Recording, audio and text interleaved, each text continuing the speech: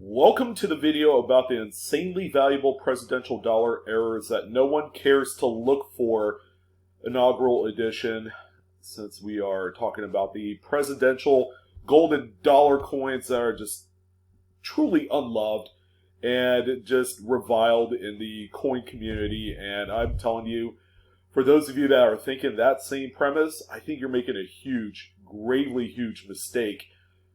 Just think about this for 1 second. All right.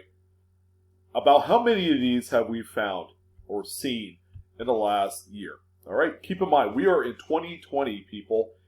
And I can honestly say I haven't seen a few or any of these coming out of a cash register. I don't even bother to ask for these at the bank. And now that I've done tons of research and I've had the time to actually gather data, I'm thinking to myself, what in the world, the money just flying around this presidential coin dollar series, all because of one very specific error that exists, as we all know. There's a ton of presidents to collect, right? But this error exists on about 30% of all the presidents, while there are a ton others that have yet to be discovered. And the average sales price for a lot of these new discovery coins is like between $2,500 and $4,000. I'm like, why aren't more people looking through these presidential dollar coins for the missing edge lettering error? All right. Did you guys know that there was edge lettering on these coins? Let's go ahead and take a quick look at the design of the coins. Okay, so here's the George Washington, which was released in 2007. But nowhere on the front or the back of the coin do you see the date 2007. All right, so how do you know it's 2007? Well, it's real simple. For this particular design, this denomination of coin, the presidential dollar series, there's actually lettering on the edge of the coin. Okay, and I actually have an image of that we're going to see here momentarily. But the George Washington, of course, the number one coin to be released from this program, and it went into succession all the way till Ronald Reagan, which is the last coin released in the series. That is the progression of the entire series. And it spanned from 2007 to 2016. All right, and there were 4 designs released every year. Now, let's go ahead and talk about a few of the kind of, like, I guess, boring details about the series. So from 2007 to 2011, the coins were released into circulation as normal, okay? As if, you know, we're going to release them, you guys are going to spend them. They're called business strikes, all right? And these are coins that were intended for being used in commerce.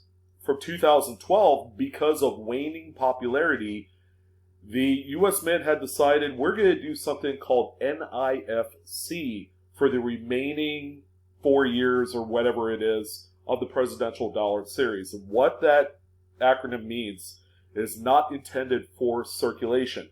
Okay? This sounds very similar to what they did with the candy half dollars. Nobody was using these things. They were big and cumbersome and bulky in your pocket if you had like $10 worth. So what they did was they NIFC'd the last 4 years of the presidential dollar series. Now, these coins were only from that point forward available through the U.S. Mint as a collectible item.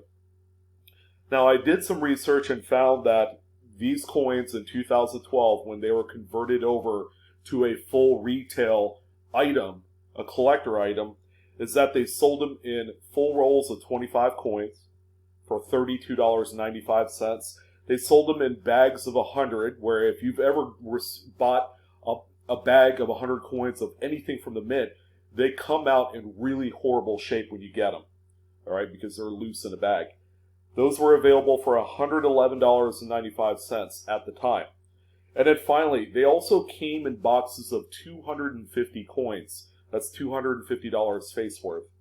And those were available for $275.95. All right, so there's a little bit of premium associated. Okay, very few people actually bought these things.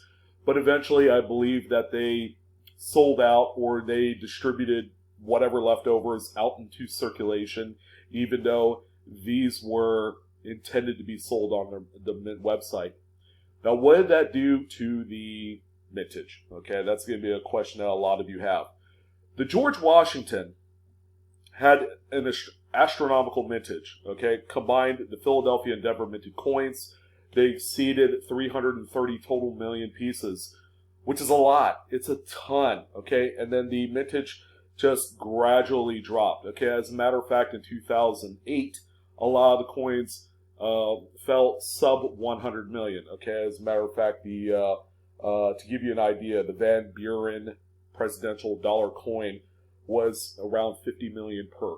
Okay, and then we got to the NIFCs, and they dropped under 10 million. Okay, we're talking pretty scarce quantities for each one of the presidents, but it really didn't matter because nobody wanted to touch them. These were not as popular compared to regular cash or paying with a card. And that's why these things fell out of popularity. Now, let's go ahead and talk about that missing edge lettering. This is what the coin would look like with the edge lettering on there. Okay, there's a type A and type B. Okay, what that really means is the orientation of the lettering on the edge could be right side up or it could be upside down. But some of them are more common than the other, and they're still plentiful in both ways. What is included on the edge? Okay, we have the date, we have the mint mark, E pluribus unum, and the motto, "In God We Trust," are all on the edge of the coin. Okay, and that's how these are produced. Okay, you won't find any of this other information on either side of the coin. Upon release, it was wildly popular. Okay, and then the George Washington, of course, being that there was over 330 million pieces made, was hot stuff at the time of release. People were talking about it. It was all over the media, not because of the coin release, but because of this. Coins that exhibited the missing edge lettering. All right. So nobody really knew whether these coins at the time were released from the Philadelphia Mint, which would be my favorite pick on all this, or the Denver Mint. So as you can see, this particular George Washington coin on screen is devoid of any information on the edge of the coin, and that was the big mistake. Based on the way that these were produced and manufactured, some of the big-time error gurus like Fred Weinberg fully believes that all the other presidents will have the same issue, the missing edge lettering. And sure enough, a lot of them do, but these coins are not being searched. So that's why only 30% of the entire presidential run has missing edge lettering attributed. All right, while the other 70% are still floating out there. Maybe there's a couple examples, maybe there's a few hundred or many thousands. Like the George Washington missing edge lettering. It is the most common to find the missing edge lettering, even today, if you went through full rolls or in change or whatever. Wherever you're lucky enough to find these coins anyways. The bank vaults will have a ton of these. I have a few banks nearest me that have bags of these that they cannot simply move.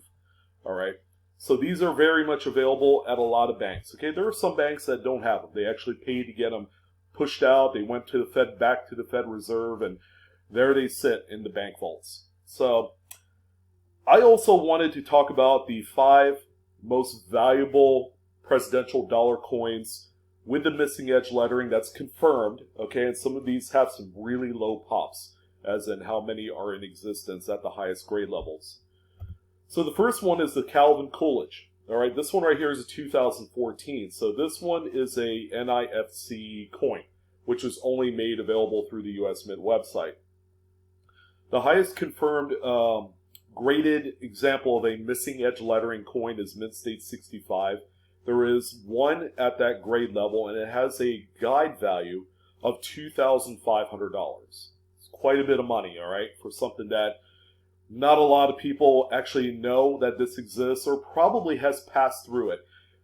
I will say this, the NIFCs are out in circulation. People have spent these, they are out there. I have come across Ronald Reagan's, some of the more obscure presidents like McKinley and Harding and FDR and you name it. I found quite a few of these NIFCs. They are out there and they're in the bags. All right, so this is the first one that's the most one of the more valuable ones, and they're in no particular order. The next one's Grover Cleveland. All right, this one is a 2012. It's the first date of the NIFCs. This one right here, the highest assigned grade value is Mid-State 65. There are only 3 at that grade level, and it has a guide value of $2,000. All right. And the next one is the James Madison. Now, this one right here was part of that first year of release. One of the more popular ones.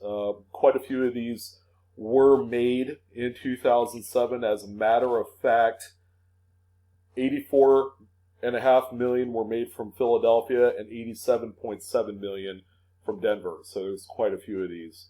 The highest graded example is Mid-State 67 for a missing edge lettering. Only one exists at that grade level, and it's got a guide value of $4,000. And then one of the more expensive coins on the group is actually a Thomas Jefferson. It's 2007. It's part of the first year of release. This one right here, the highest assigned grade is Mid-State 68. These were actually produced at a really nice quality compared to some of the other ones from 2007. Only one exists in a 68, and this one has a guide value of $6,500 with the missing edge lettering. And finally, one of the last kind of like most valuable is actually one of the most plentiful, the George Washington. Most common with missing edge lettering. It's just being able to find a super high grade example is tough. All right, just because this one was widely circulated. They were thrown in bags without any care, so a lot of them had little bag marks and nicks and stuff.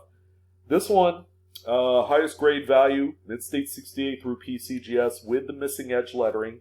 Also has 3 for that particular grade level, and this one has a value of $4,000.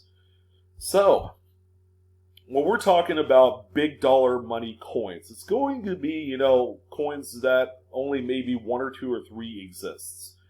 So the Ronald Reagan that you see here is a 2016. It's either a Philadelphia or Denver.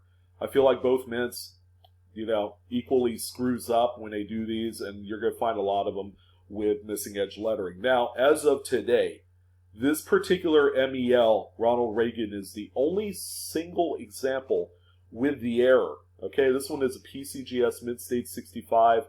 As you can see on the images, you have the one, where you can see the whole slab. And then there's a rotated view where you can see the missing edge lettering on the coin inside the slab, which is a really cool view. This particular example is the discovery piece, only one known, sold on Great Collections January 20th of 2019. So it's a pretty relatively recent sale. And this one brought home $3,881.25. So, to kind of recap, yeah, there's quite a bit of value associated with the presidential dollar series. Again, not every president has their own version of the missing edge lettering, but again, nobody's looking because these things are kind of forgotten when it comes to the coins that you're able to get from the bank. People want the popular stuff like pennies, nickels, dimes, quarters, half dollars, but nobody ever thinks about obtaining any of the gold dollar coins. Even the Sacagawea coins, there's a lot of valuable coins in that group all on its own. So there is a lot of potential. The buy-in to buy, rolls or bags is high because it is a higher face value. Like if you went and requested a bag of 500 from the bank, okay, obviously you're going to be paying $500, $1,000, $2,500, or however much is in their group, I guess. It's not as cheap as buying a box of pennies. I can tell you that for sure. But you can imagine the possibilities involved when you're searching through these, because it's almost like it's virgin material because nobody goes through it. I guarantee you, nobody goes through these coins, and it is ripe for the picking, ladies and gentlemen. So I want to thank everyone for joining. I hope you guys enjoyed this video. You got a few takeaways, a little information to help you get started on the search. As always, like, share the video, subscribe to me, Blue Ridge Silverhound, if you haven't done so already. I'm a relatively nice guy, and I like talking about coins. I hope you guys enjoy the hobby as much as I do. As always, Coinaholics, we are discovering together. You guys enjoy your search. Have a great day, and I'll see you on the next video. Take care.